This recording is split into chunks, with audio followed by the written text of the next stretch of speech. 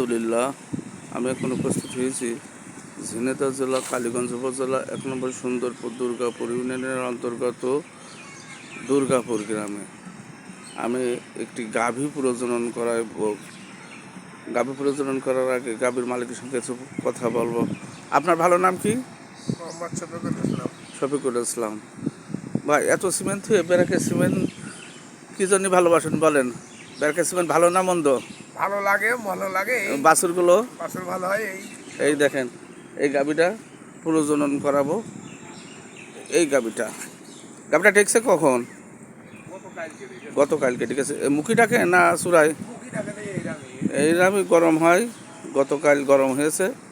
এখন প্রজনন করাবো ব্যারাকের ব্যারাকের SL 175 100% সিমেন্ট দিয়ে প্রজনন করাবো।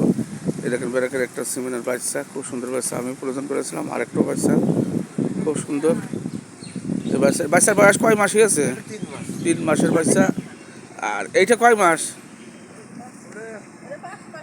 এইটা 4-5 মাস হয়ে গিয়েছে। এরই মার এখন এই গাভীটি প্রজনন করাবো। সবাইকে ভিডিওটি দেখার জন্য ধন্যবাদ রইল।